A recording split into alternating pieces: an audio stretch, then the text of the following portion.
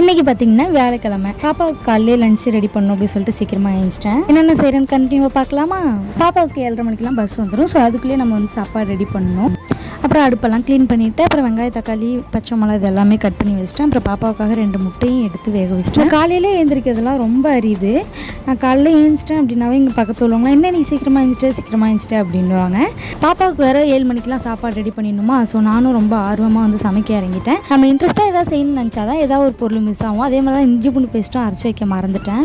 Stove on பண்ணி குக்கரை வச்சுட்டு எண்ணெய் ஊற்றி பட்டை கிராம்பு அப்புறம் வெங்காயம் இஞ்சி பூண்டு பேஸ்ட் அப்புறம் தக்காளி பச்சை மிளகா எல்லாமே போட்டேன். அப்புறம் காலிஃப்ளவர் கட் பண்ணி வச்சுருந்து அதையும் சேர்த்துக்கிட்டு அது கூடவே உப்பு சேர்த்துக்கிட்டேன். அப்புறம் தேவையான மசாலா எல்லாத்தையுமே சேர்த்துட்டு தண்ணி ஊற்றி கொஞ்ச நேரம் கொதிக்க வச்சு திரும்ப அரிசியை போட்டுட்டேன். ஒரு 3 விசில் விட்டு எடுத்ததுக்கப்புறம் நல்லா சூப்பராக வந்துருந்தது. நான் வீடியோவும் எடுத்துக்கிட்டு சாப்பாடு செஞ்சதுனால என்னால் வந்து ஃபுல் வீடியோ எடுக்க முடியல. அப்புறம் பாப்பாவுக்கு காலைல சாப்பிட்றதுக்கு தோசையும் ஊற்றி கொடுத்துட்டு லஞ்ச் பாக்ஸும் பேக் பண்ணி அனுப்பியாச்சு. அடுத்த வீடியோவில் பார்க்கலாம். டாடா பாய்.